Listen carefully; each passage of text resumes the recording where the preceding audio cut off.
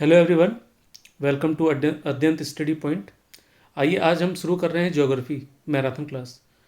इसमें मैराथन चलेगी आपकी कुछ घंटे की, और उसमें पूरी ज्योग्राफी आपकी कंप्लीट हो जाएगी जो आपके एग्ज़ाम के लिए इम्पोर्टेंट होंगे।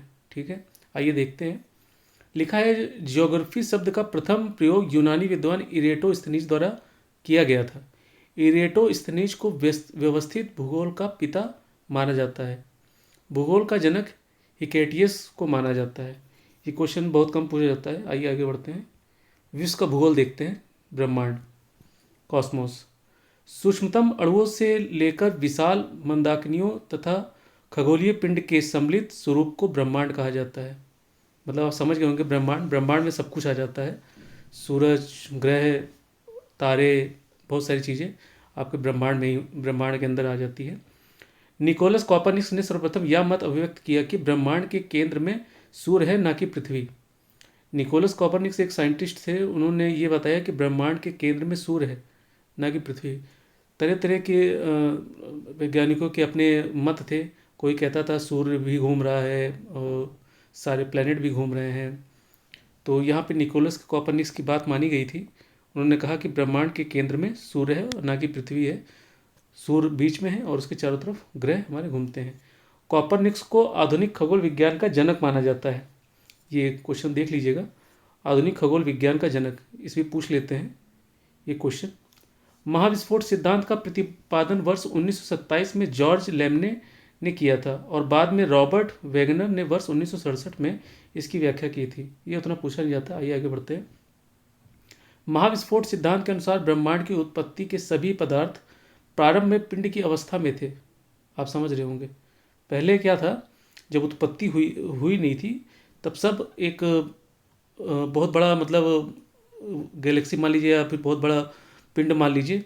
जब उससे विस्फोट हुआ तब जाके हमारे अलग अलग प्लैनेट और हर कुछ बना, जिसका आयतन अत्यंत सूक्ष्म तथा तापमान और घनत्व अत्यधिक था। अत्यधिक समकेंद्रण के कारण इस पिंड में विस्फोट हो गया, जिसके परिणामस्वरूप पदार्थों का बिखराव हुआ और उनसे अनेक ब्रह्मांडीय पिंडों का निर्माण हुआ, और तभी से ब्रह्मांड में निरंतर विस्तार हो रहा है। आप लोग साइंस पे अगर देखते होंगे तो ये सारी चीज़ें पता चलती होंगी कि पहले बहुत बड़ा विस्फोट हुआ था। विस्फोट होने के बाद हमारे प्लैनेट बने, तारे बने, और धीरे धीरे और भी चीज़ें सुनने में आ रही हैं कि बदलाव होंगे। आइए आगे देखते हैं। अब हम अपने सौरमंडल के बारे में देखते हैं। सूर्य के चारों ओर अपनी कक्षा में चक्कर लगाने वाले तथा सूर्य के प्रकाश से प्रकाशित होने वाले ग्रहों, उपग्रहों, क्षुद्र ग्रहों, धूमकेतुओं, उल्काओं आदि पिंडों का समूह सौरमंडल कहलाता है। मतलब सौरमंडल में सभी चीज़ें आ जाती हैं। ठीक है, जिसमें ग्रह भी होता है, उपग्रह भी होता है, क्षुद्र ग्रह भी होते हैं जो छोटे छोटे आप देखते हो, बताते गिर गया, गिर रहा है, यहाँ गिर रहा है, छोटे छोटे पिंड, धूमकेतु, उल्काओं आदि बहुत सारी चीज़ें होती हैं हमारे सौरमंडल में। हमारा सौरमंडल जो है जिसमें स्थित है उसको मंदाकिनी या आकाशगंगा या दुग्ध मेखला कहते हैं। ये जो अलग अलग वर्ड हैं इसको आप समझ लीजिएगा। मंदाकिनी, आकाशगंगा, दुग्ध मेखला एक ही है। कई क्वेश्चन में दुग्ध मेखला करके क्वेश्चन पूछ लेते हैं तो इंसान नहीं समझ पाता है। ज़्यादातर इंसान को आकाशगंगा पता होती है, मंदाकिनी पता होता है। तो ये तीनों चीज़ एक ही चीज़ को कहते हैं। इस पर थोड़ा ध्यान दीजिएगा। सन, आइए हम सन के बारे में समझते हैं। सूर्य सौरमंडल के केंद्र में स्थित है। अभी आपको पता चल गया, कॉपरनिकस ने बताया था कि सूर्य जो है सौरमंडल के केंद्र में स्थित है। सूर्य की आयु लगभग 4.6 अरब वर्ष है। अभी बहुत साल है, तब तक हम लोग रहेंगे भी नहीं। सूर्य पृथ्वी से लगभग 13 लाख गुना बड़ा है। पृथ्वी को सूर्य ताप का मात्र 2 अरबवां भाग प्राप्त होता है। अगर पूरा प्राप्त हो जाता तो झुलस जाते सब लोग। सूर्य के प्रकाश को पृथ्वी तक पहुंचने में लगभग 8 मिनट 19 सेकंड का समय लगता है। ये क्वेश्चन पूछा जाता है, इसको थोड़ा ध्यान दीजिएगा। साइंस में हो सकता है ये क्वेश्चन आ जाए, या हो सकता है ज्योग्राफी में आ जाए। सूर्य की समस्त ऊर्जा का स्रोत नाभिकीय संलयन है। ये क्वेश्चन भी बहुत पूछा जाता है। ये यूपी टेट और सीटेट में हमने कई बार देखा है, ये क्वेश्चन आया हुआ है। आइए सौरमंडल के पिंड देखते हैं। सौरमंडल में वर्तमान में कुल 8 ग्रह थे। पहले 9 थे, अब इस समय 8 हैं। ठीक है, सूर्य से दूरी के आधार पर ग्रहों का क्रम क्रम लगाने को क्वेश्चन में आ जाता है। आपको क्रम लगाने के चार चार पिंड दे देंगे, उसको कहेंगे क्रम में लगाइए। बुध, शुक्र, पृथ्वी, मंगल, बृहस्पति, शनि, अरुण, वरुण। आधार के आधार पर ग्रहों को अवरोही क्रम में, बृहस्पति सबसे बड़ा, उसके बाद शनि, अरुण, वरुण, पृथ्वी, शुक्र, मंगल, बुध। ये क्रम भी पूछ लिया जाता है आकार में। सूर्य ग्रहण तब होता है जब चंद्रमा सूर्य और पृथ्वी के बीच आता है। ये क्वेश्चन जो है इंपॉर्टेंट है, इसको देखिएगा। अक्सर ये पूछ लिया जाता है कि सूर्य ग्रहण कब लगता है और चंद्र ग्रहण कब लगता है और किस समय पे क्या चीज स्थितियां होती हैं। इस चीज़ को ध्यान दीजिएगा। तो सूर्य ग्रहण तब होगा जब चंद्रमा जो है सूर्य और पृथ्वी के बीच में होगा। जब चंद्रमा जो है सूर्य और पृथ्वी के बीच में हो जाएगा तो छाया चंद्रमा की पड़ेगी, सूर्य की तो पड़ेगी नहीं, इसलिए सूर्य ग्रहण हो जाएगा। ठीक है। आइए, सूर्य ग्रहण प्रतिपदा या अमावस्या को ही होता है। इसमें जो प्रतिपदा और अमावस्या लिखा है क्वेश्चन में, आप हो सकता है ये लिख दें कि सूर्य ग्रहण प्रतिपदा को ही होता है। प्रतिपदा करके आ जाए तो फिर आप देख लीजिएगा, अमावस्या और प्रतिपदा एक ही चीज़ है। आइए बुध के बारे में जानते हैं।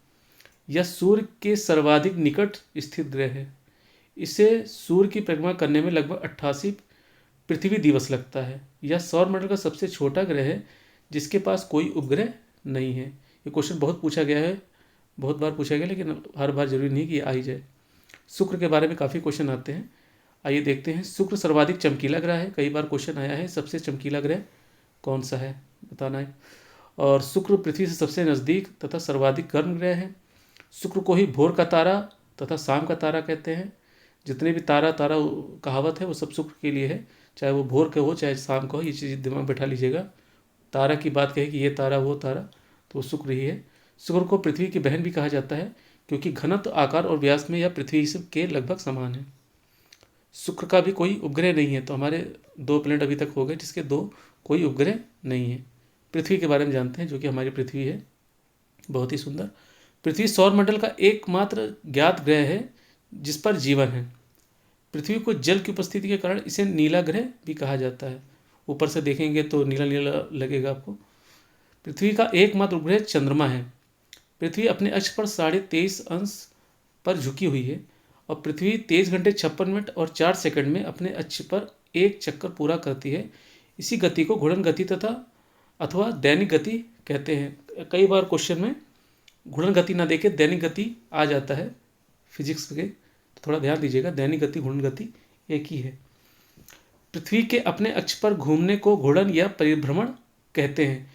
परिभ्रमण और परिक्रमण में बड़ा कन्फ्यूजन होता है बच्चों को। परिभ्रमण का मतलब होता है कि अपने अक्ष पर घूम रही है, ठीक है। और परिक्रमण का मतलब ये होता है कि परिक्रमा कर रही है। इसी के कारण दिन और रात होता है। जब वो अपने अक्ष पर घूमेगी, इधर से उधर नहीं जाएगी, तो एक तरफ दिन रहेगा एक तरफ रात रहेगा। जहाँ पे सूरज की रोशनी पड़ेगी वहाँ दिन, और जहाँ नहीं पड़ेगी उधर रात होगा। तो परिभ्रमण जब करेगी तो दिन और रात होगा, और परिक्रमण करेगी तो मौसम का बदलाव होता है। जो हमारा शरद ऋतु, ग्रीष्म ऋतु, वसंत ऋतु, ये सारे चेंज आते हैं। वो जब परिक्रमण करती है पृथ्वी तब ऐसा होता है। पृथ्वी को सूर्य की एक परिक्रमा पूरी करने में 365 दिन 6 घंटे 9 मिनट 9.51 सेकेंड या 365.25 दिन का समय लगता है। इसे पृथ्वी की परिक्रमण गति कहते हैं। परिक्रमण से आप समझ गए होंगे, जब पृथ्वी सूर्य का पूरा चक्कर लगाती है तो उसे इतना टाइम लगता है, और इसी को परिक्रमण कहते हैं। तो अब आप कंफ्यूज मत होइएगा। परिक्रमण और परिभ्रमण दोनों अलग अलग चीज़ है, बस का और भा का अंतर है। अगर भा है तो मतलब अपने अक्ष पे घूम रही है, का है तो परिक्रमा कर रही है। आप लोग परिक्रमा करते हैं ना, कहीं मंदिर मंदिर जाते हैं तो आप लोग परिक्रमा करते हैं ना, तो बस परिक्रमा को पृथ्वी समझ लीजिएगा कि पृथ्वी सूर्य की परिक्रमा करती है। तो परिक्रमण के समय ही मौसम में बदलाव होते हैं, और परिभ्रमण के समय आपका दिन और रात होता है। आइए आगे देखते हैं। पृथ्वी सूर्य से निकटतम दूरी पर 4 जनवरी को निकटतम तिथि को होती है। इस स्थिति को पेरिहीलियन उपसौर कहते हैं। पृथ्वी सूर्य से सर्वाधिक दूरी पर समानतः 4 जुलाई की निकटतम तिथि विधि को होती है। इस स्थिति को अपसौर कहते हैं। उपसौर अपसौर एक बार क्वेश्चन आया है, 1-2 बार आया है, देख लीजिएगा। 21 मार्च और 23 सितंबर को पृथ्वी के दोनों गोलार्धों में दिन एवं रात बराबर होते हैं। कई बार पूछा गया है कि दिन और रात कब बराबर होते हैं। उसमें 21 मार्च दे देगा और 23 सितंबर भी दे देगा, और भी कई सन दे देगा। उसमें फिर पूछेगा दोनों, ये इनमें से कोई नहीं। तो आप लोग देख लीजिएगा, 21 मार्च और 23 सितंबर ये 2 दिन ऐसे हैं जहाँ पर दिन और रात बराबर होंगे। पृथ्वी के उत्तरी गोलार्ध में सबसे बड़ा दिन 21 से 22 जून को, और जबकि दक्षिणी गोलार्ध में सबसे बड़ा दिन 22 दिसंबर को होता है। हाँ, आपको पता है हमारी पृथ्वी झुकी है, तो जब झुकी है तो आधे फेस पे, पूरे आधे फेस पे तो रोशनी जाएगी नहीं, तो तिरछी रोशनी पड़ती है उस हिसाब से सीधी पड़ती है। उस हिसाब से देखें अगर हम अपनी पृथ्वी को, तो उत्तरी गोलार्ध में रोशनी नहीं पड़ेगी, फिर एक टाइम आएगा उत्तरी गोलार्ध में नहीं पड़ेगी तो दक्षिणी गोलार्ध में रोशनी पड़ेगी। आइए आगे देखते हैं मंगल ग्रह। मंगल को लाल ग्रह के नाम से जाना जाता है। आयरन ऑक्साइड की उपस्थिति के कारण यह लाल दिखाई देता है। मंगल के फोबोस और डिमोस नामक दो उपग्रह हैं। मंगल के उपग्रह के बारे में क्वेश्चन आ चुका है। बृहस्पति। बृहस्पति सौरमंडल का सबसे बड़ा ग्रह है। इसका उपग्रह गैनीमेड सौरमंडल का सबसे बड़ा उपग्रह है। शनि। शनि सौरमंडल का दूसरा सबसे बड़ा ग्रह है। शनि के चारों ओर वलय पाए जाते हैं जिनकी संख्या 7 होती है। ये क्वेश्चन भी आ चुका है कई एग्जामों में कि कौन सा ऐसा प्लैनेट है जिसके चारों ओर वलय पाए जाते हैं, याद रखिएगा वो है शनि। शनि ग्रह के उपग्रहों की संख्या 82 है। शनि का सबसे बड़ा उपग्रह टाइटन सौरमंडल का भी दूसरा सबसे बड़ा उपग्रह है। ये क्वेश्चन भी पूछा जा चुका है। आइए अरुण के बारे में जानते हैं। अरुण ग्रह की खोज विलियम हर्सले ने 1781 ईस्वी में की थी। अरुण ग्रह पर सूर्योदय पश्चिम दिशा में और सूर्यास्त पूर्व दिशा में होता है। क्यों होता है ऐसा? क्योंकि ये अलग दिशा में गति करती है। हमारी जो पृथ्वी है वो पश्चिम से पूरब करती है, ये पूरब से पश्चिम दिशा में गति करती है। आइए वरुण के बारे में जान लेते हैं। ये क्वेश्चन भी आता है कि कौन सा ऐसा ग्रह है जो पश्चिम से पूरब और पूरब से पश्चिम गति करती है। आइए आगे देखते हैं वरुण। यह सूर्य से सर्वाधिक दूरी पर स्थित है। वरुण की खोज जर्मन खगोलविद जोहान गाले ने 1846 ईस्वी में किया था। वरुण का सबसे बड़ा उपग्रह टिट्रॉन है। आइए आगे देखते हैं बौने ग्रह। यम की खोज वर्ष 1930 में क्लाइड टॉम्बैग ने की थी। सेरस, होमिया, मैकमेक और इरीज भी बौने ग्रह हैं। कितना आता नहीं है क्वेश्चन। आगे देखते हैं चंद्रमा के बारे में। पृथ्वी का एकमात्र उपग्रह चंद्रमा है। जब सूर्य एवं चंद्रमा के बीच पृथ्वी आ जाती है तो इसे चंद्रग्रहण कहते हैं। कौन बीच में आ रहा है? पृथ्वी बीच में आ रहा है। तो जो आप समझ गए होंगे चंद्रग्रहण और सूर्य ग्रहण से क्वेश्चन अक्सर बनते हैं, तो चंद्र ग्रहण और सूर्य ग्रहण जरूर देख के जाइएगा। चंद्र ग्रहण सदैव पूर्णिमा के दिन आता है। सौरमंडल के अन्य पिंड। क्षुद्र ग्रह। बृहस्पति और मंगल ग्रह के मध्य अधिकांश क्षुद्र ग्रह छोटे छोटे ग्रह स्थित हैं। क्षुद्र ग्रह सूर्य की परिक्रमा करते हैं। क्षुद्र ग्रह पृथ्वी से टकराने पर पृथ्वी की सतह पर विशाल गर्त का निर्माण हो जाता है। आप अपने पृथ्वी पे जाएंगे कई जगह, तो कई जगह आपको गर्त मिलेंगे, काफ़ी भयंकर भयंकर काफ़ी किलोमीटर में गर्त मिलेंगे। वो सब गर्त जो भी बने हैं वो सब क्षुद्र ग्रह के गिरने से बने हैं, आज से कई करोड़ों साल पहले। धूमकेतु। धूमकेतु सौरमंडलीय निकाय है जो पत्थर, धूल, बर्फ और गैस के बने हुए छोटे छोटे खंड होते हैं। केतुओं की पूंछ हमेशा सूर्य के विपरीत दिशा में होती है। धूमकेतुओं को पुच्छल तारा भी कहा जाता है। अक्षांश के बारे में आइए हम समझते हैं। अक्षांश पृथ्वी के ग्लोब पर विषुवत वृत्त से उत्तर या दक्षिण में स्थित किसी स्थान की कोणीय दूरी को अक्षांश कहते हैं। उत्तरी ध्रुव और दक्षिण ध्रुव में स्थित जो हमारा कोणीय दूरी है उसको हम लोग अक्षांश कहते हैं। आइए विषुवत रेखा देखते हैं। विषुवत रेखा क्या होती है? जो ये भूमध्य रेखा होती है इसी को 0 डिग्री लाइन बोलते हैं, इसी को भूमध्य रेखा बोलते हैं, इसी को विषुवत रेखा भी बोलते हैं। पृथ्वी के ग्लोब पर शून्य अंश के अक्षांश को विषुवत रेखा या भूमध्य रेखा कहा जाता है। दो अक्षांश रेखाओं के बीच लगभग 111 किलोमीटर की दूरी होती है। अब इसमें तो डायग्राम बना नहीं है, नहीं तो इसमें जो अक्षांश की जो डिग्री में होते हैं तो एक अक्षांश से दूसरे अक्षांश के बीच की दूरी जो होती है वो 111 किलोमीटर की दूरी होती है। जो मैप ऐप हम लोग देखते हैं वो इसी हिसाब से डायग्राम करके बनाए जाते हैं। देशांतर रेखा। उत्तरी ध्रुव को दक्षिण ध्रुव से मिलाने वाली काल्पनिक रेखा देशांतर रेखाएं कहलाती हैं, जो ऊपर से लेके नीचे मिलती हैं। और जो देशांतर रेखाएं होती हैं वो आइए आगे देखते हैं। शून्य अंश देशांतर रेखा को ग्रीनिच रेखा या प्रधान मध्याह्न रेखा कहा जाता है। देशांतर रेखा जो हमारे भारत में आपने देखा होगा जो मानक समय निर्धारित करती है वो यही रेखा है, जिसको हम लोग ग्रीनिच रेखा भी कहते हैं। के ठीक विपरीत में 180 अंश देशांतर रेखा होती है, जिसे अंतर्राष्ट्रीय तिथि रेखा के नाम से जाना जाता है, जो हमारे नैनी से होकर गुजरता है। और नैनी कहाँ पड़ता है आप लोग कमेंट बॉक्स में बताइएगा। सामान्यतः 1 डिग्री देशांतर पर 4 मिनट का अंतर आता है। वहाँ क्या था, 1 डिग्री पे 111 था, और यहाँ पे क्या है, 1 डिग्री देशांतर पे 4 मिनट का अंतर आता है। इसीलिए आप देखते होंगे कि यहाँ पे टाइम कुछ और हो रहा होगा, और आगे बढ़ेंगे तो वहाँ टाइम कुछ और हो रहा होगा। एक मानक टाइम लेके बनाया गया है। आइए कर्क रेखा के बारे में जानते हैं। विषुवत रेखा के उत्तर की ओर 23.5 डिग्री अक्षांश को कर्क रेखा कहा जाता है। आइए हम ऊपर दिखा देते हैं आपको, जो डायग्राम बना है इसमें जो ऊपर वाली लाइन है, 0 डिग्री की ऊपर वाली लाइन, ये कर्क में आती है, ठीक है। और ये बीच वाली आपकी विषुवत रेखा हो गई, भूमध्य रेखा हो गई 0 डिग्री, और ये लाइन हो गई आपकी मकर लाइन, ठीक है। आइए आगे बढ़ते हैं।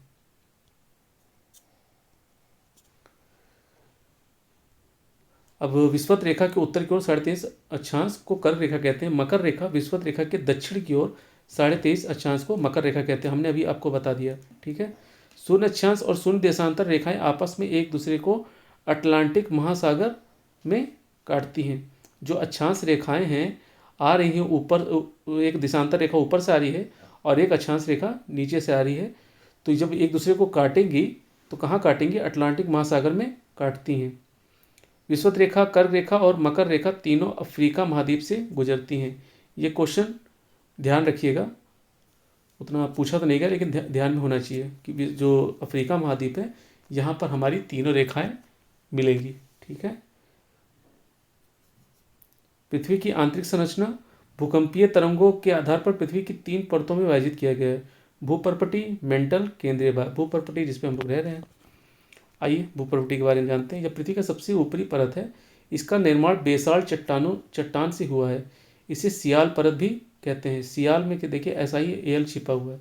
अगर इसको इंग्लिश में लिखेंगे तो SiAl छिपा हुआ है। Si का मतलब हो गया सिलिकॉन और Al का मतलब हो गया एल्युमिनियम। तो यहाँ पे सिलिकॉन और एल्युमिनियम तत्व की प्रधानता रहती है भूपर्पटी पर।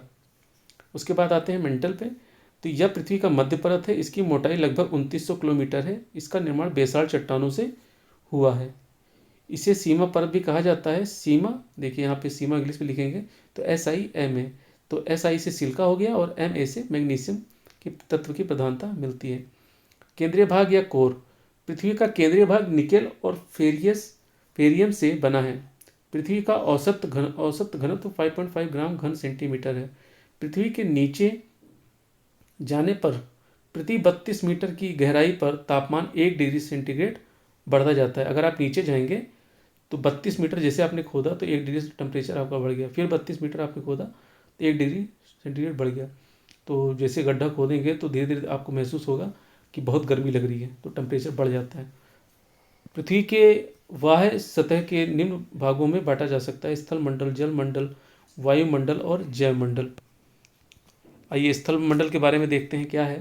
पृथ्वी की संपूर्ण बाह्य परत को स्थल मंडल कहा जाता है, जिस पे हम लोग रह रहे हैं। स्थल मंडल की अधिकतम ऊंचाई माउंट एवरेस्ट 8,848 मीटर तथा अधिकतम गहराई मैरियाना गर्त लगभग 11,033 मीटर है।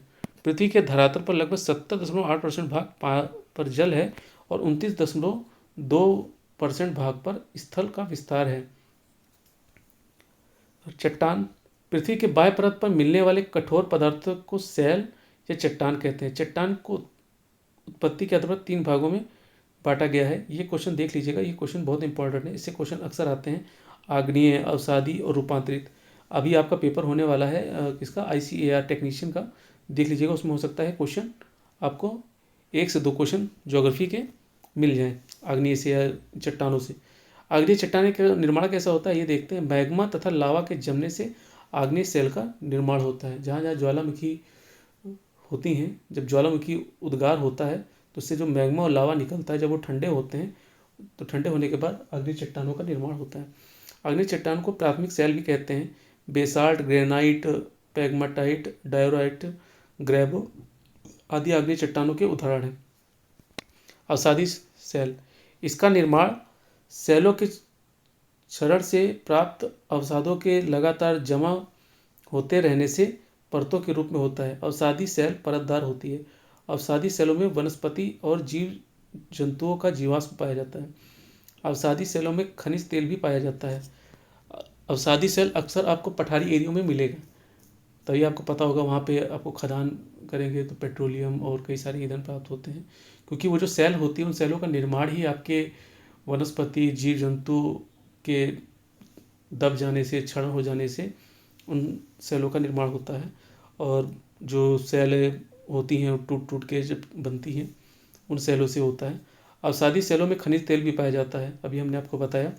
बलुआ पत्थर, चूना पत्थर, नमक की चट्टान आदि अवसादी सेल के उदाहरण हैं। ये जो उदाहरण है इसको ध्यान में रखिएगा। कभी कभी उदाहरण क्वेश्चन में दे देता है कि बलुआ पत्थर आपके किस सेल का उदाहरण है, उसमें आपको दे देगा 4 ऑप्शन और आपको बताना रहेगा, या कोई एक ऑप्शन एक दे देगा उसमें आपको बताना रहेगा कि कौन सी चीज़ कौन सी सेल के लिए है। आइए रूपांतरित सेल देखते हैं। रासायनिक क्रियाओं, ताप, दाब आदि के कारण आग्नेय एवं अवसादी सेलों के स्वरूप में परिवर्तन हो जाता है, जिसे रूपांतरित अथवा कायांतरित सेल कहा जाता है। एक चीज़ से दूसरी चीज़ में बदलना यही रूपांतरित सेल का नाम है। रूपांतरित मतलब होता है रूप में अंतरित। आइए स्लेट, सिस्ट, संगमरमर, क्वार्टजाइट, फाइलाइट और निस रूपांतरित सेल के उदाहरण हैं। ये आप देख लीजिएगा इसके एग्जाम्पल भी पूछे जाते हैं, क्वेश्चन बनते हैं इससे। ज्वालामुखी के बारे में देखते हैं। ज्वालामुखी धरातल पर स्थित प्राकृतिक छिद्र है जिससे पृथ्वी के अंदर से मैग्मा, राख, जलवाष्प तथा अन्य गैसें बाहर निकलती हैं। ज्वालामुखी विस्फोट से निकलने वाली गैसों में जलवाष्प सर्वाधिक मात्रा में पाई जाती है। ज्वालामुखी उद्गार के समय भूगर्भ में स्थित तरल पदार्थ को मैग्मा कहा जाता है। जब ज्वालामुखी फटता है तो कई सारे तत्व हमको प्राप्त होते हैं, और वो जब ठंडा होता है तो जब हम खुदाई करते हैं या फिर कुछ करते हैं तो हमको उसमें बहुत सारे तत्व मिलते हैं। एंडीज पर्वतमाला पर स्थित एकांका गुआ ज्वालामुखी विश्व का सबसे ऊंचाई पर स्थित है। मृत ज्वालामुखी पर्वत 6,962 मीटर है। सक्रिय ज्वालामुखी के बारे में जानते हैं। सक्रिय मतलब वो सक्रिय, एक्टिव, हमेशा एक्टिव, कभी भी कुछ भी कहीं भी फट सकता है, मतलब जहाँ है वहीं फटेगा, कभी भी फट सकता है, सक्रिय है वो। सक्रिय ज्वालामुखी वह ज्वालामुखी है जिनसे अक्सर उद्गार होता रहता है। अमेरिका के हवाई द्वीप स्थित किलायू संसार का सर्वाधिक सक्रिय ज्वालामुखी है, इसको ध्यान रखिएगा। पूछ सकते हैं कि किलायू जो है सक्रिय ज्वालामुखी किस देश का है। आइए आगे देखते हैं। भूमध्य सागर में सिसिली के उत्तर में लिपारी द्वीप पर अवस्थित स्ट्रॉम्बोली ज्वालामुखी को भूमध्य सागर का प्रकाश स्तंभ कहा जाता है। ये क्वेश्चन आप देख लीजिए, ये क्वेश्चन आपके एग्जाम के हिसाब से इम्पोर्टेंट है कि स्ट्रॉम्बोली ज्वालामुखी को क्या कहा जाता है, भूमध्य सागर का प्रकाश स्तंभ किसे कहा जाता है, किस ज्वालामुखी कहा जाता है। आइए प्रसुप्त ज्वालामुखी को देखते हैं। प्रसुप्त ज्वालामुखी वे ज्वालामुखी है जिनमें पिछले कुछ समय से उद्गार नहीं हुआ लेकिन भविष्य में उद्गार होने की संभावना है। प्रसुप्त में कई साल हो गए उद्गार नहीं हुआ लेकिन हो सकता है, संभावना रहती है। तो संयुक्त राज्य अमेरिका का माउंट सेंट हेलेंस प्रमुख ज्वालामुखी है जो प्रसुप्त ज्वालामुखी में आता है। आइए मृत ज्वालामुखी देखते हैं। मृत मतलब मृत हो गया, वो कभी कभी उसमें उद्गार होगा ही नहीं।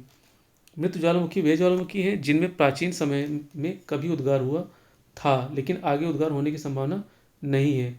मृत ज्वालामुखी में पाकिस्तान का कोह सुल्तान, ईरान का दामबंद, म्यांमार का पोपा, अफ्रीका का कुलाल और किलिमंजारो इक्वेडोर का चिम्बराजो, ये पूरा आप देख लीजिएगा, इंपॉर्टेंट है, इससे क्वेश्चन बन सकता है। प्रशांत महासागर के तटीय भागों में सर्वाधिक संख्या में सक्रिय ज्वालामुखी पाए जाने के कारण इस क्षेत्र को अग्निवलय कहा जाता है।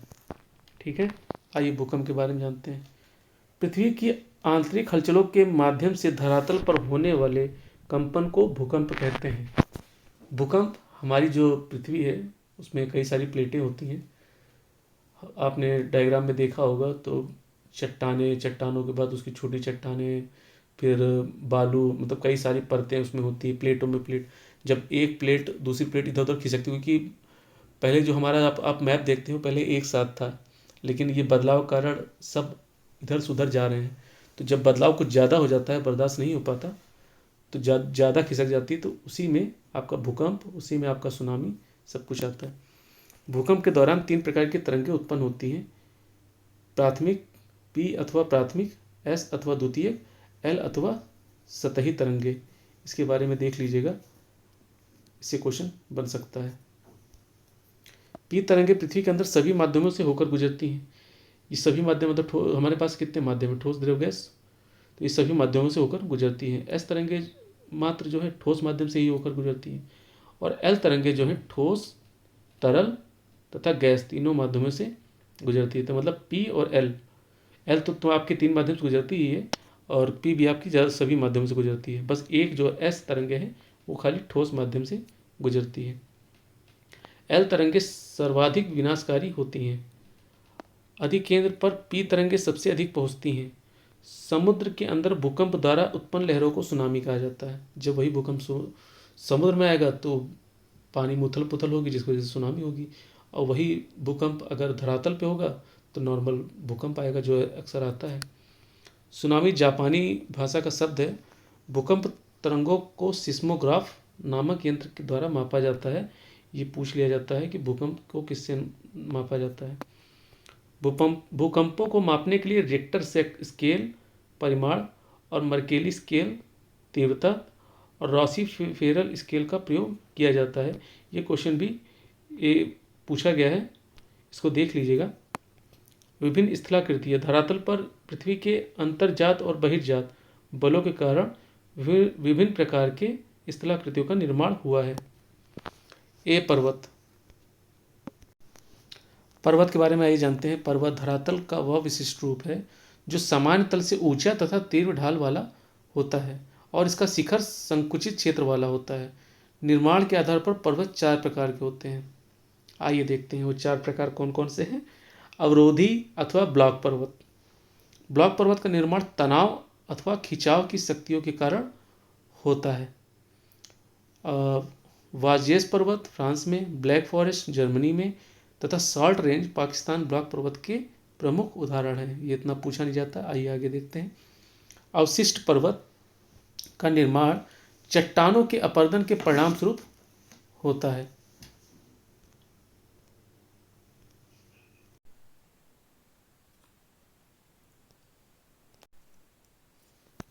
अवशिष्ट पर्वत के बारे में आपने देख लिया। यह अवशिष्ट पर्वत निर्माण चट्टानों के अपरदन के परिणाम स्वरूप होता है। भारत की विंध्याचल, नीलगिरी, पारसनाथ, राजमहल की पहाड़ियाँ, स्पेन की सियरा नेवादा तथा अमेरिका की गैसा एवं बूटे घर्षित पर्वत के उदाहरण हैं। ये चीज़ इंपॉर्टेंट है, पूछ लेते हैं। अवशिष्ट पर्वत के उदाहरण पूछ लेते हैं आपसे एग्जाम में। मोड़दार तथा वलित पर्वत। तो मोड़दार जो वलित पर्वत है वो कैसे है, जब दोनों तरफ से प्रेशर पड़ता है तो पर्वत बीच से उठेगा। तो हमारा जो आपका ये बना है यूराल पर्वत, भारत का हिमालय, ये सब कैसे बना है, ऐसे ही बना है। मोड़दार पर्वत का निर्माण पृथ्वी की आंतरिक शक्तियों के कारण पृथ्वी की सतह पर चट्टानों के मुड़ने से होता है। भारत का हिमालय, रूस का यूराल, उत्तर अमेरिका की रॉकी और दक्षिण अमेरिका के एंडीज मोड़दार पर्वत के उदाहरण हैं। ये उदाहरण भी आपसे पूछ लेता है। आइए आगे बढ़ते हैं। भारत का अरावली पर्वत विश्व का सबसे पुराना पर्वत है। ये क्वेश्चन भी पूछ लेता है कि जो भारत का अरावली पर्वत है वो विश्व का सबसे पुराना, सबसे प्राचीन पर्वत है, जो कि माउंट आबू पे है। ठीक है, माउंट आबू कहाँ, गुरु शिखर के निकट। ठीक है, वहाँ की सबसे ऊंची चोटी भी है। एंडीज पर्वत श्रेणी विश्व की सबसे लंबी पर्वत श्रृंखला है। पिरेनीज पर्वत फ्रांस और स्पेन के मध्य सीमा बनाता है। ठीक है, आइए आगे देखते हैं। ये सब आप देख लीजिएगा पॉज करके, तो इम्पोर्टेंट नहीं है। पठार के बारे में जानते हैं। पठार क्या होता है। पठार जो है आपका ऊंचा होगा और ऊपर से समतल होगा। पठार पृथ्वी तल का विशिष्ट रूप है जो समान तल से ऊंचा होता है, परंतु इसका शीर्ष भाग सपाट होता है। संयुक्त राज्य अमेरिका का पिडमंट पठार और दक्षिण अमेरिका का पेटागोनिया पठार पर्वत पदीय पठार के प्रमुख उदाहरण हैं। भारत का छोटा नागपुर और रामगढ़ तथा संयुक्त राज्य अमेरिका का ओजार्क पठार गुंबदाकार पठार का प्रमुख उदाहरण है। ठीक है, घास के मैदान देखते हैं। उष्णकटिबंधीय घास के मैदान। उष्णकटिबंधीय घास के मैदान भूमध्य रेखीय प्रदेश के उत्तर व दक्षिण में लगभग 10 डिग्री से 25 डिग्री अक्षांशों के मध्य विस्तीर्ण है। इस घास के मैदान में अफ्रीका में सवाना, वेनेजुएला व कोलंबिया में Llanos, Brazil, Paraguay, Argentina, Uruguay में कैंपास तथा दक्षिण अफ्रीका में पार्कलैंड कहा जाता है। इसके नाम पूछ लेते हैं, घास के नाम आप लोग याद कर लीजिएगा कि सवाना अफ्रीका में कौन सी घास पाई जाती है, यहाँ पे कौन सी घास पाई जाती है। शीतोष्णकटिबंधीय घास के मैदान। शीतोष्णकटिबंधीय घास के मैदान लगभग 30 डिग्री से 45 डिग्री अक्षांश के मध्यवर्ती भागों में पाए जाते हैं। इस घास के मैदान को संयुक्त राज्य अमेरिका व कनाडा के प्रेरी, अर्जेंटीना, उरुग्वे, ब्राज़ील में पंपास और दक्षिण अफ्रीका में वेड, यूरेशिया में स्टेपिस और ऑस्ट्रेलिया में डाउन्स के नाम से जाना जाता है।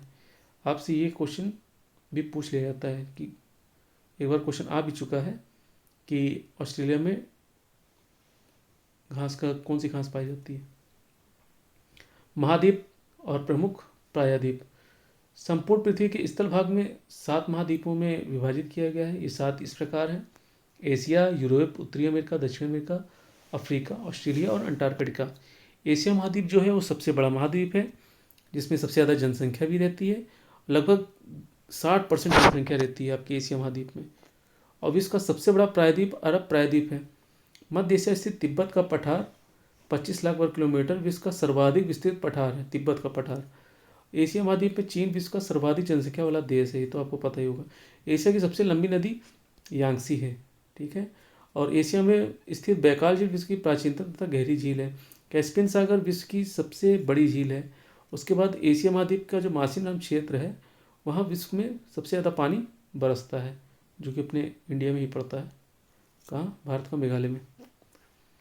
सेंट पीटर्सबर्ग में व्लादिवोस्टोक जाने वाला ट्रांस साइबेरियन रेल मार्ग एशिया का सबसे बड़ा रेल मार्ग है, ठीक है। एशिया का सबसे बड़ा रेल मार्ग कौन है? ट्रांस साइबेरियन रेल मार्ग, ठीक है। सुएज नहर क्या है? लाल सागर और भूमध्य सागर को जोड़ती है। कौन? सुएज नहर। बरखोयांस्क साइबेरिया एशिया का सर्वाधिक ठंडा स्थान है। लाओस, थाईलैंड, म्यांमार स्वर्णिम त्रिभुज के अंतर्गत आते हैं। ये कुछ मुद्राएं हैं, आप लोग वीडियो को पॉज करके देख लीजिएगा। आइए आगे बढ़ते हैं। मुद्राएं और उनकी राजधानी। यूरोप पर्वत के बारे में जानते हैं। यूरोप पर्वत, यूरोप महाद्वीप के बारे में। यूरोप महाद्वीप का क्षेत्रफल की दृष्टि से 7 महाद्वीपों में छठा स्थान है, ठीक है। एशिया तथा यूरोप महाद्वीप को काकेसस और यूराल पर्वत अलग करते हैं, ठीक है। यूरोप महाद्वीप में 51 देश हैं। लंदन जो है यूरोप महाद्वीप का सबसे बड़ा नगर है। विश्व का सबसे बड़ा म्यूजियम ब्रिटिश म्यूजियम लंदन में है। यूरोप महाद्वीप का सबसे लंबी नदी वोल्गा नदी है, ठीक है। डेन्यूब नदी के तट पर स्थित राजधानियां हैं वियना ऑस्ट्रिया, ब्रातिस्लावा स्लोवाकिया और बेलग्रेड सर्बिया तथा बुडापेस्ट हंगरी। इटली की गंगा किसको कहते हैं? पो नदी को इटली की गंगा कहते हैं। जितने भी टिक लगा रहे हैं वो पेपर की नज़र से इम्पोर्टेंट है। यूक्रेन को विश्व का अन्न भंडार या रोटी की डलिया कहा जाता है। अभी आपको पता ही होगा यूक्रेन पे बॉल चल रहा है, हो सकता है ये क्वेश्चन आपके एग्जाम में आ जाए। ध्यान से इसको देख के जाइएगा। यूक्रेन को विश्व का अन्न भंडार भी कहते हैं और रोटी की डलिया भी कहते हैं। हो सकता है क्वेश्चन में आ जाए रोटी की डलिया किस देश को कहते हैं। यूरोप का सर्वाधिक व्यस्त अंतःस्थलीय जलमार्ग राइन नदी का जलमार्ग है। बेल्जियम, नीदरलैंड और लग्जमबर्ग बेनेलक्स में सम्मिलित देश हैं। यूरोप एवं एशिया का सम्मिलित भूभाग को यूरेशिया कहते हैं। एंटवर्प बेल्जियम का सबसे बड़ा हीरा व्यापक केंद्र है। कौन? एंटवर्प। कहाँ पे? बेल्जियम में, ठीक है। जो पूर्वी यूरोप है उसको क्या कहते हैं? वहाँ पे हरित यूरोप कहते हैं, क्योंकि वहाँ खेती ज़्यादा होती है और हरा भरा होता है चारों तरफ। इसे कृषि यूरोप कहते हैं। यूनाइटेड किंगडम को फ्रांस से इंग्लिश चैनल पृथक करता है। यूरोप का खेल का मैदान स्विट्जरलैंड को कहते हैं। ये मुद्राएं और राजधानी है। वीडियो को पॉज करके आप अच्छे से एक बार देख लीजिएगा। आइए आगे बढ़ते हैं। जर्मनी तथा फ्रांस के बीच की रेखा को मैगिनॉट रेखा कहते हैं। उत्तरी अमेरिका के बारे में। विश्व का तीसरा सबसे बड़ा महाद्वीप उत्तरी अमेरिका महाद्वीप है। उत्तरी अमेरिका में कुल 23 देश हैं। अलास्का में स्थित देनाली पूर्णा माउंट मैकिनले, जिसकी ऊंचाई 6190 मीटर है, उत्तरी अमेरिका का सर्वोच्च पर्वत शिखर है, ठीक है। कौन? माउंट मैकिनले, ठीक है। मैक्सिको की खाड़ी में चलने वाले चक्रवात को हरिकेन और टॉर्नेडो कहते हैं, ठीक है। डेट्रॉयट संयुक्त राज्य अमेरिका का मोटर कार उद्योग का प्रमुख केंद्र है, ठीक है। सॉफ्टवेयर तथा कंप्यूटर उद्योग के लिए सिलिकॉन वैली सैन फ्रांसिस्को मशहूर है।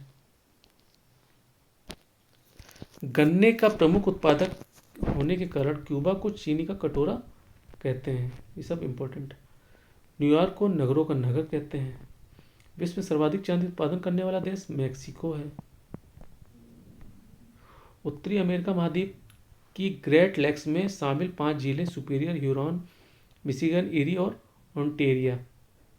ठीक है। नियाग्रा जलप्रपात कनाडा एवं संयुक्त राज्य अमेरिका की सीमा पर स्थित है। ठीक है।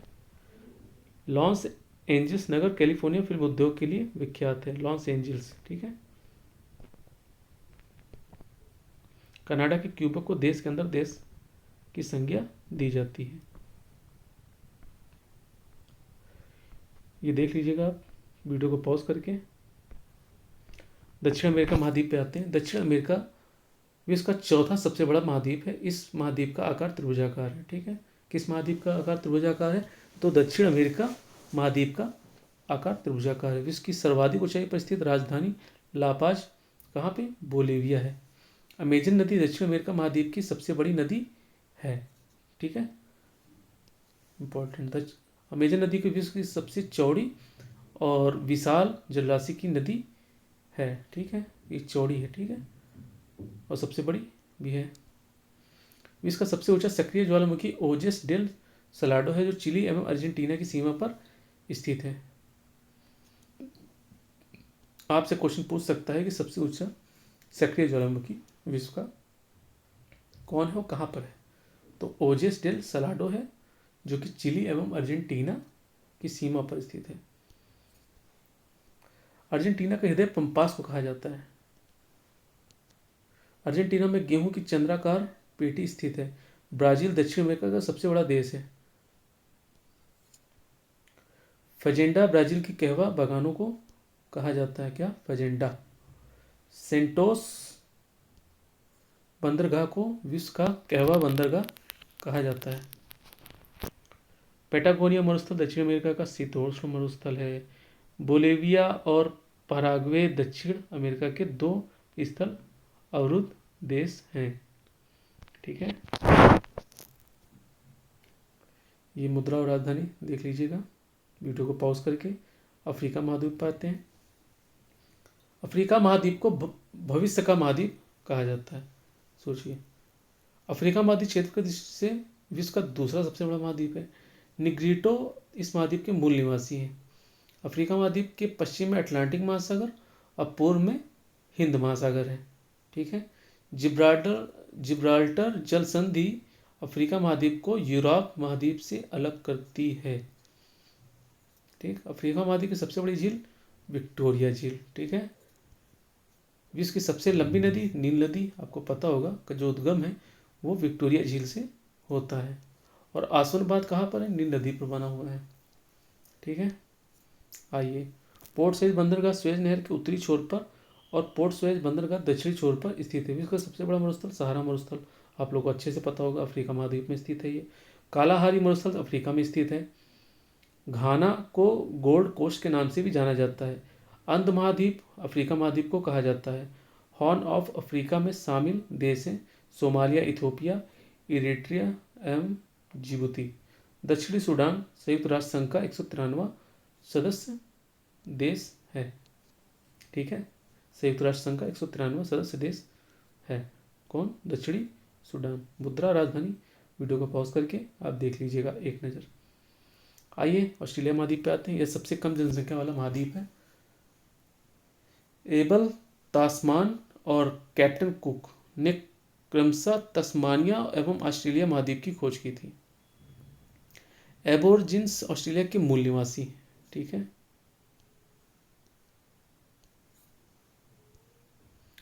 इनकी आप राजधानी वो देख लीजिएगा वीडियो को पॉज करके। ठीक है।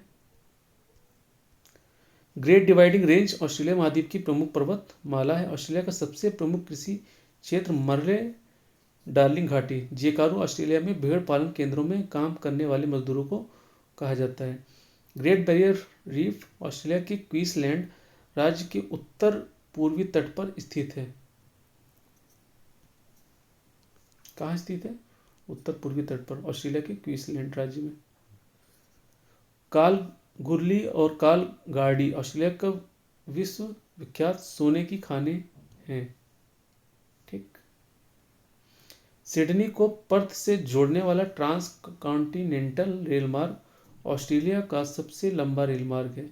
गिब्सन, सैंडी, सिम्पसन, तनामी एवं विक्टोरिया ऑस्ट्रेलिया के मरुस्थल हैं।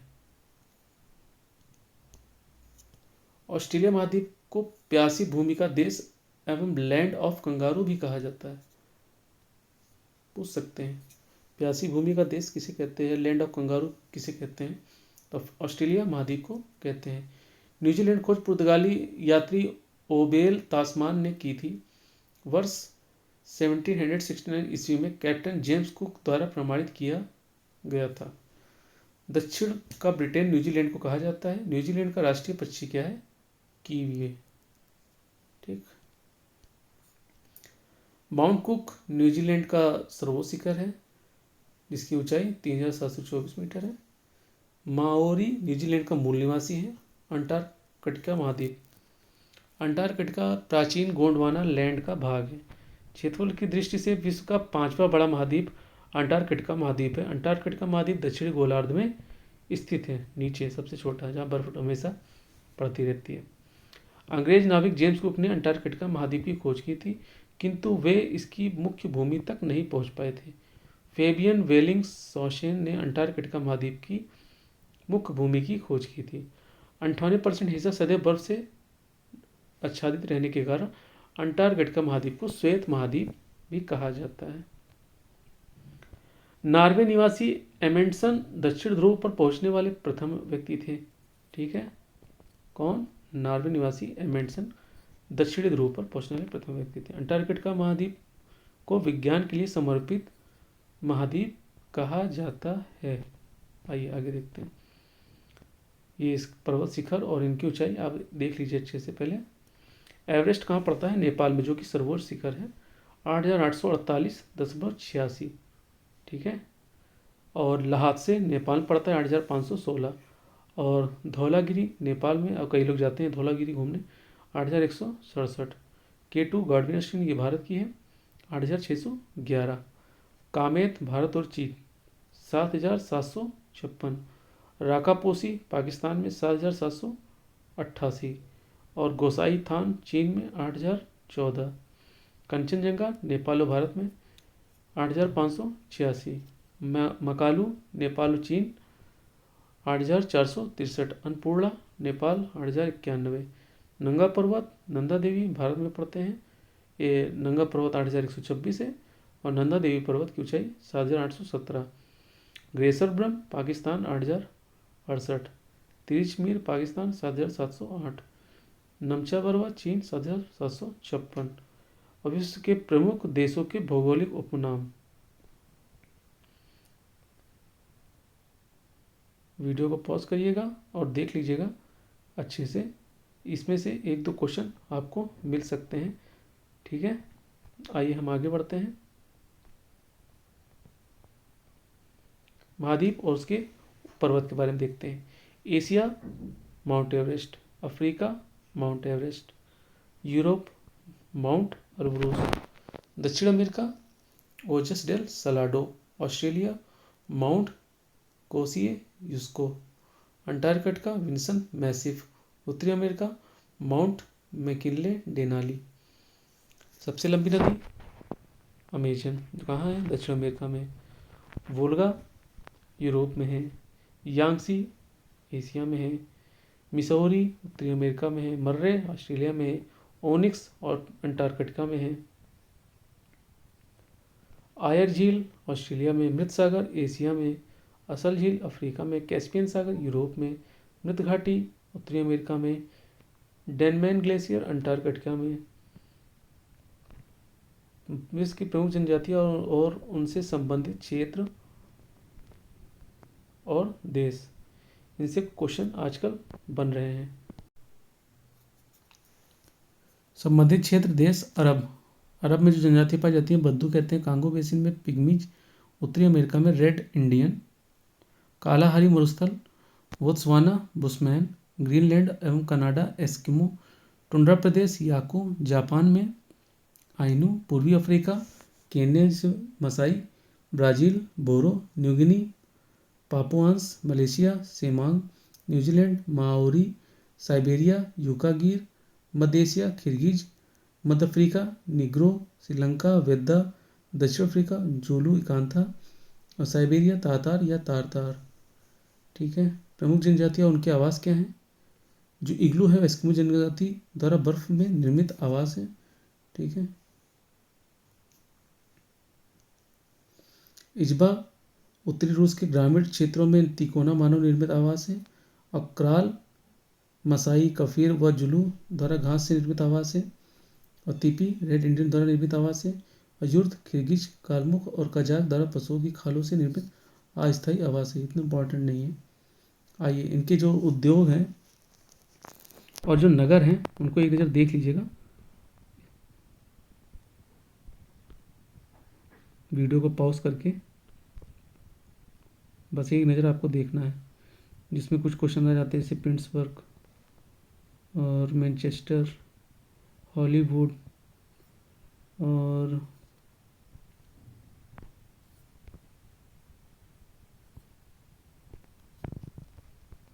डेट्रॉयट, प्लेमाउथ,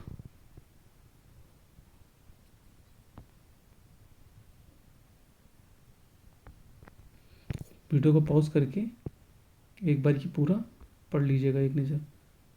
इसमें एक दो क्वेश्चन आने की संभावना होती है। सहारा ऑस्ट्रियन ये देख लीजिएगा, इसमें इतना इम्पोर्टेंट नहीं है। आगे आते हैं। विश्व के प्रमुख विनिर्माण उद्योग रेशमी वस्त्र उद्योग में कौन है? चीन, भारत, जापान, रूस, फ्रांस। सूती में चीन, भारत, ब्रिटेन, रूस। ऊनी में संयुक्त राज्य अमेरिका, ब्रिटेन, जापान। लौह इस्पात में जापान, संयुक्त राज्य अमेरिका, रूस, यूक्रेन। यूक्रेन को लेकर मैटर चल रहा तो हो सकता है ये पूछ लें। पौध निर्माण ईंधन उद्योग, पौध निर्माण उद्योग में कौन है? संयुक्त राज्य अमेरिका, स्वीडन, जापान, जर्मनी, चीन। मोटर वाहन उद्योग में जापान, संयुक्त राज्य अमेरिका, रूस, इटली, फ्रांस, जर्मनी। पोटास उर्वरक संयुक्त राज्य अमेरिका, जर्मनी। फॉस्फेट उर्वरक उद्योग ऑस्ट्रेलिया, संयुक्त राज्य अमेरिका। और नाइट्रोजन युक्त उर्वरक उद्योग जापान, भारत, संयुक्त राज्य अमेरिका। एक नज़र देख लीजिएगा। विश्व के प्रसिद्ध स्थल और देश, इसमें से क्वेश्चन आने की संभावना होती है। जैसे स्टैचू ऑफ लिबर्टी कहाँ? न्यूयॉर्क में। और डिज्नीलैंड कैलिफोर्निया में। वाइट सैंड्स संयुक्त राज्य अमेरिका। ब्लिंक्स गेट London. Cannes France. Elysee Palace France. Red Square रूस।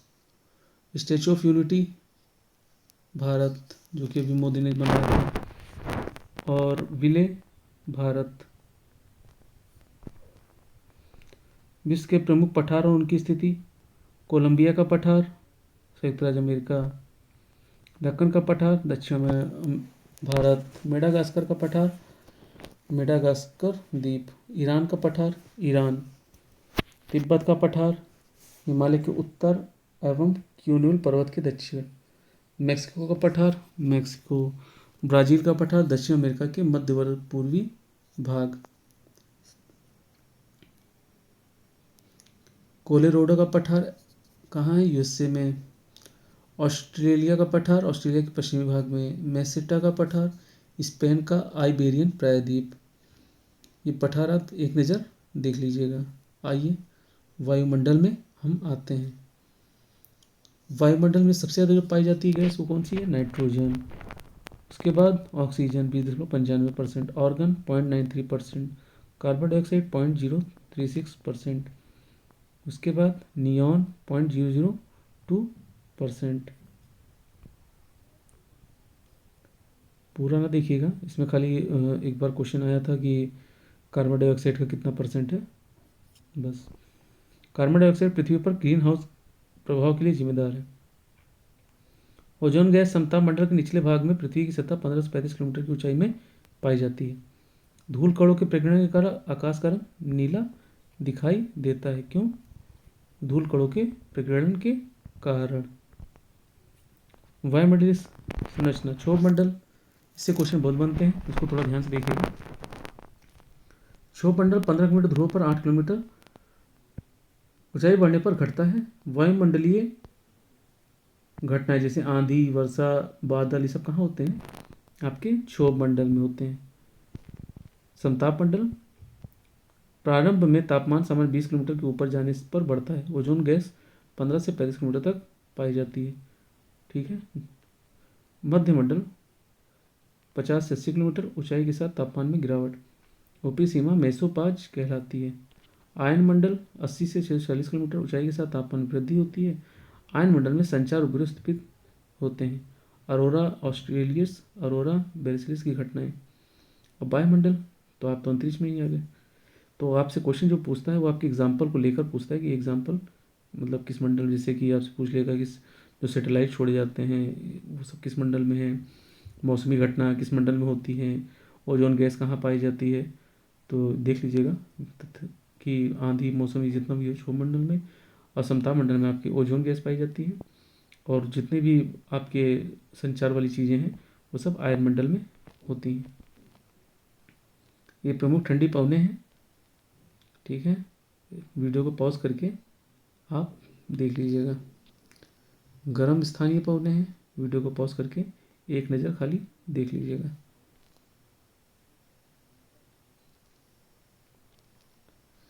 जेट प्रवाह, जेट प्रवाह का संचरण दोनों गोलार्धों में 20 डिग्री अक्षांश से ध्रुवों के बीच 7.5 से 14 किलोमीटर की ऊंचाई के मध्य होता है। शीतकाल में जेट प्रवाह अधिक प्रबल हो जाता है तथा इनका वेग ग्रीष्मकाल की तुलना में 2 गुना अधिक हो जाता है। जेट प्रवाह के कारण तूफान, वर्षा, वायुमंडलीय विक्षोभ, चक्रवात एवं प्रतिचक्रवात उत्पन्न होते हैं। किसके कारण? जेट प्रवाह के कारण। वाताग्र, इसे फ्रॉन्ट्स भी कहते हैं, जब ढलान वाली सीमा के सहारे दो विपरीत स्वभाव वाली वायु राशियां मिलती हैं तब वाताग्र का निर्माण होता है। आइए आर्द्रता देखते हैं, ह्यूमिडिटी। वायुमंडल में उपस्थित जलवाष्प को वायुमंडलीय आर्द्रता कहा जाता है। ओसांग, ड्यू पॉइंट। ओसांग वायु का वह तापमान है जिस पर जल अपनी गैसीय अवस्था में से तरल या ठोस अवस्था में रूपांतरित हो जाता है। संघनन, संघनन वह क्रिया है जिसमें जल गैसीय अवस्था से तरल अवस्था में रूपांतरित हो जाता है। जैसे आपने देखा होगा जब कुकर में खाना बनता है तो जो भाप निकलती है वो कुकर में ऊपर की ओर चिपकी रहती है और बूंद बन के नीचे नीचे छू जाती है। या फिर यूँ समझ लीजिए कुकर है, सीटी हटा लीजिए, उसके ऊपर थरिया लगा दीजिए, उसके बाद जो भाप बनेगी उस थरिया पे वो धीरे धीरे टप टप करके चुएगी। ये पूरा प्रोसेस होता है आपका बरसात का। तो जो पानी बन के चूता है वो होती है संघनन की क्रिया। आइए ओस देखते हैं। वायु का तापमान ओसांग से नीचे गिरने पर वायु में उपस्थित जलवाष्प संघनित होकर जल की छोटी छोटी बूंदों के रूप में पृथ्वी तल पर जमा हो जाता है, जिसे ओस कहते हैं। तुषार अथवा पाला, पाला अथवा तुषार तब पड़ता है जब हिमांक से ओसांग नीचे रहता है तथा अतिरिक्त जलवाष्प हिमकणों के रूप में जम जाता है। कोहरा, वायुमंडल की निचली परतों पर एकत्रित धूल, धुएं के कण तथा संघनित जल कणों के कारण सतह के समीप बने धुएं के बादल समान होते हैं। कोहरे की दृश्यता 1 किलोमीटर से कम होती है। जलमंडल, जलमंडल का विस्तार संपूर्ण पृथ्वी के लगभग 70% भाग 3/4 पर है। स्वच्छ जल तथा या मृदु जल पृथ्वी की कुल जलराशि का मात्र लगभग 3% है। प्रशांत महासागर विश्व का सबसे बड़ा महासागर है।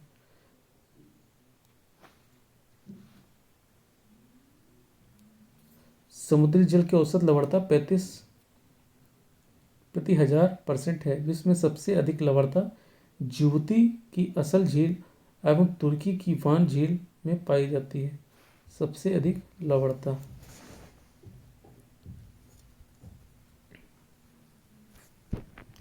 महासागर और गर्त, ये देख लीजिए, इससे क्वेश्चन आते हैं। प्रशांत महासागर मैरियाना, पूरा देख लीजिएगा अच्छे से। प्रशांत महासागर कहाँ? मैरियाना गर्त 11,033। ठीक है। प्रशांत महासागर मिंडनाओ 10,540। ठीक है। इसके बाद प्रशांत महासागर टोंगा 10,882। अटलांटिक महासागर पेंटोरिका 8,385। पूर्वी हिंद महासागर सुंडा 8,152, जहाँ जावा द्वीप है। दक्षिण अटलांटिक महासागर रोम से 7,631। प्रशांत महासागर की गर्म जल धाराएं, यूरेशिया जलधारा, अलास्का जलधारा, सुसीमा जलधारा। जलधाराओं से क्वेश्चन पूछ लेते हैं, गर्म जलधाराएं और ठंडी जलधाराओं से, इसको एक नज़र अच्छे से देखिएगा। सुसीमा जलधारा, एल नीनो जलधारा, उत्तर विषुवत रेखीय जलधारा, दक्षिण विषुवत रेखीय जलधारा, उत्तरी प्रशांत जलधारा, पूर्वी ऑस्ट्रेलिया जलधारा, प्रति विषुवत रेखीय जलधारा, प्रशांत महासागर की ठंडी जलधारा। इनसे भी क्वेश्चन पूछते हैं।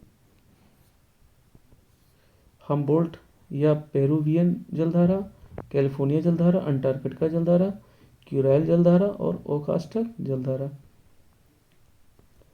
अटलांटिक महासागर की गर्म जलधारा, गल्फ स्ट्रीम जलधारा, ब्राज़ील जलधारा, फ्लोरिडा जलधारा और इरमिंगर जलधारा। उसके बाद उत्तरी विषुवत रेखीय जलधारा, दक्षिण विषुवत रेखीय जलधारा और गिनी जलधारा। अटलांटिक महासागर की ठंडी जलधाराएं, कनारी जलधारा, वेंगुएला जलधारा, लेब्राडोर जलधारा, फोकलैंड जलधारा, पूर्वी ग्रीनलैंड जलधारा और अंटार्कटिका जलधारा। इन महासागर की स्थित तथा गर्म जलधाराएं, इतना इंपॉर्टेंट नहीं है।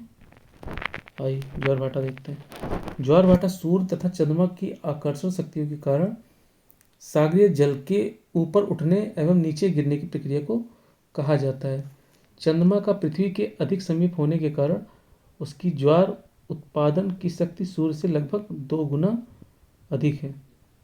चंद्रमा, सूर्य और पृथ्वी पूर्णिमा एवं अमावस्या को एक सीध में होते हैं जब चंद्रग्रहण सूर्यग्रहण होता है, समझ गए होंगे आप, जिसके कारण इस दिन पृथ्वी पर उच्च ज्वार उत्पन्न होता है। तो ये क्वेश्चन पूछ लेता है कि उच्च ज्वार कब आता है, तो पूर्णिमा और अमावस्या, इन्हीं 2 दिन।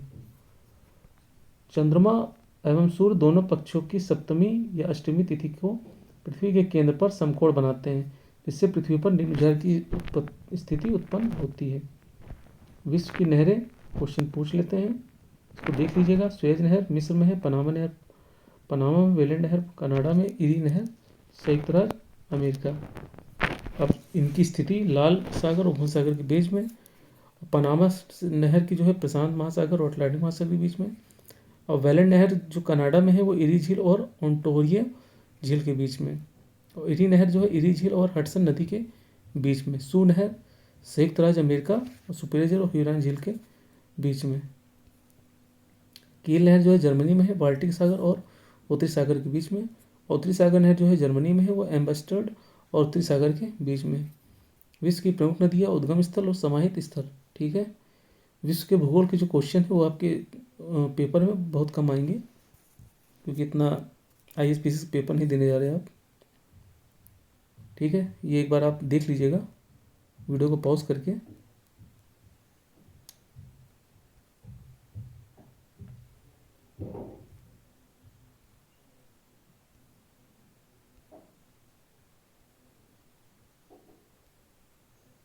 JW मध्य से भी क्वेश्चन बनते हैं, ठीक है। जैसे पाक का पूछ लेते हैं, बंगाल खाड़ी एवं अरब सागर, ठीक है। कौन जिनको अलग करता है, कौन, भारत एवं श्रीलंका। मलक्का, जावा सागर एवं बंगाल की खाड़ी, मलाया या सुमात्रा। बेरिंग, अटलांटिक सागर एवं बेरिंग सागर, रूस एवं अलास्का जिनको अलग करते हैं। जिब्राल्टर, अटलांटिक महासागर एवं भूमध्य सागर यूरोप में, अमेरिका अफ्रीका एवं स्पेन, ठीक।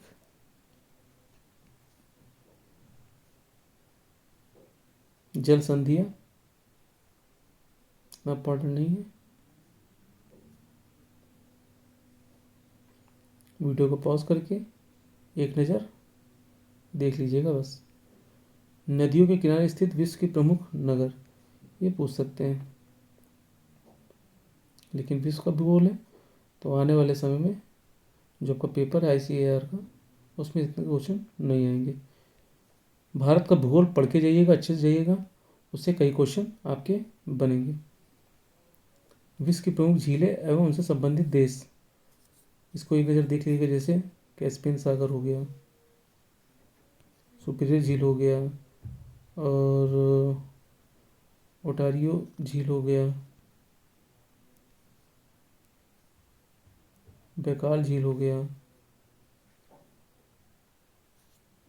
अरब सागर झील हो गया, विक्टोरिया झील हो गया, रुडोल्फ तरकाना झील हो गया, ठीक है।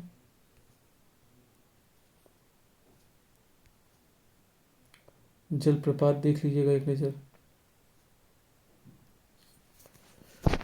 साल्टो एंजिल वेनेजुएला में पड़ता है, ठीक है, जिसकी ऊंचाई 979 है। और कुकेनाम 674 वेनेजुएला में पड़ता है ये भी, जिसकी ऊंचाई 674 है। और मार्डाल फोशेन 645 नॉर्वे में। और टांग फॉसन 706 नॉर्वे में। और टुगेला 948 दक्षिण अफ्रीका। और योसेमाइट 739 कैलिफोर्निया उससे। और डेल्ला 440 ब्रिटिश कोलंबिया कनाडा में। और गरवानी 422 फ्रांस में। आपने हमारा ज्योग्राफी का मैराथन क्लास देखा, आप देखिए, आपको अच्छा लगता है तो लाइक करिए, नहीं अच्छा लगता है डिसलाइक करिए, लेकिन प्लीज़ शेयर करिए, सब्सक्राइब करिए और चीज़ों को आगे बढ़ाइए। आपको मैराथन क्लास मिल गई है। अभी आपको इसके आईसीआर जो पेपर होने वाला है उसके कई क्वेश्चन आपको मिल जाएंगे, भूगोल के कई क्वेश्चन आपको मिल जाएंगे। आप उसको लगाइएगा पढ़ने के बाद और देखिएगा कि मेरे कितने नंबर आ रहे हैं। जितने भी नंबर आपके आए उसको आप कमेंट बॉक्स में लिख दीजिएगा। Thank you so much.